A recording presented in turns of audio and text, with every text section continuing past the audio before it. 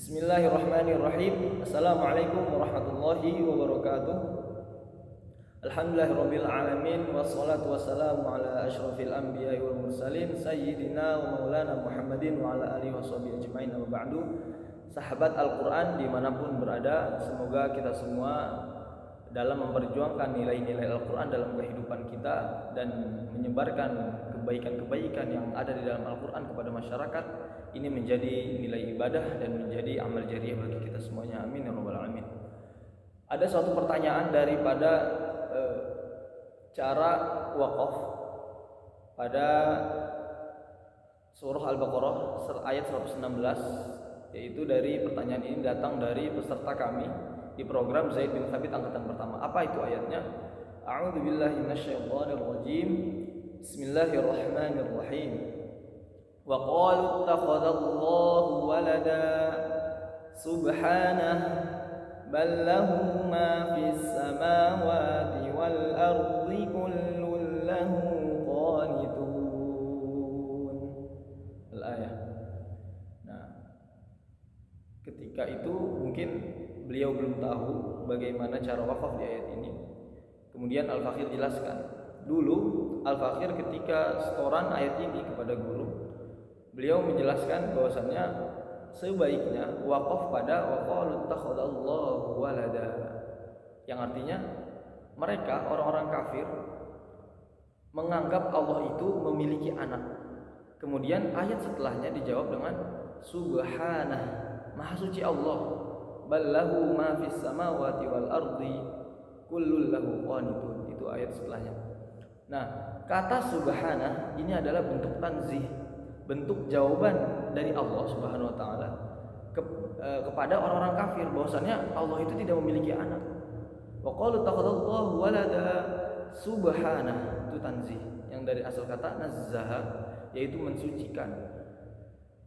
Ini beliau menjelaskan seperti itu. Sebaiknya ketika membaca ayat ini kita wakaf pada wa qalu takhadallahu walada subhanah, kita tegaskan bahwasanya Allah itu tidak memiliki anak, maha suci Allah, Allah tidak memiliki anak, seperti itu.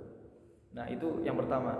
Yang kedua, Al-Fakir tanyakan kepada guru Syekh Abdul Aziz, beliau orang Mesir yang mengajarkan Al-Qur'an kepada kami, ilmu-ilmu Al-Qur'an dan qiraat.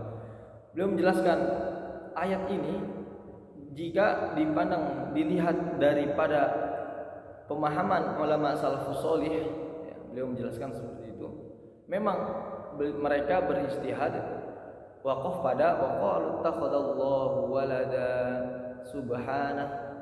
Nah, beliau menjelaskan bahwasannya ketika kita waqaf pada waqalu takhadallahu walada, ini adalah libayanil ma'na. Tamamuhu libayanil ma'na. Sudah pas waqaf pada ayat itu, kalau istilahnya waqaf tam ya.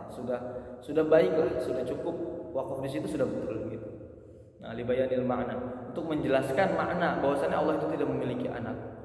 Nah, kemudian beliau menjelaskan lagi, apakah kita wajib untuk berhenti di sini? Beliau menjelaskan tidak. Karena Nabi SAW tidak berhenti pada waqalu takhadallahu walada. Nah, kemudian beliau menjelaskan lagi waqalu takhadallahu walada subhanah. Nah, itu juga betul. Ballahu ma fis samawati wal ardi, sampai akhir ayat itu juga betul ketika kita waqaf pada waqalu takhadallahu walada subhanah. Jadi ada dua opsi yang bisa kita praktikan.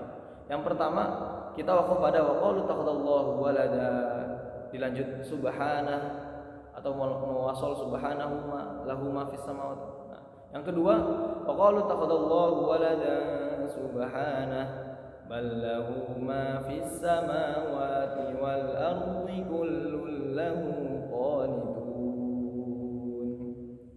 Nah, kalau beliau menjelaskan lagi, ketika kita mengambil yang kedua ini, wa qalu takhadallahu walada subhanah, apakah ini kita salah? Beliau menjawab, laisa fihi syai'. Tidak ada kesalahan di situ, betul. Nah, kita merujuk lagi kepada teori waqaf dan ibtida ya, ma'rifatul wuquf ya, bab ma'rifatul wuquf dalam matan muqaddimah Imam Ibnu Jazari kan beliau menjelaskan Wa ba'da tajwidika lil hurufi la budda min ma'rifatil wuqufi. Ketika kita telah mempelajari teori-teori tajwid, kita diwajibkan juga untuk mengetahui bagaimana cara waqaf dan cara memulai bacaan kita. Karena itu terkait dengan makna perubahan makna seperti itu kan. Dan di akhir bab itu beliau menjelaskan apa? Laisa fil Qur'ani min waqfin wajab wala haramun ghairu ma lahu sabab. Imam Ibnu Juzari menjelaskan seperti itu.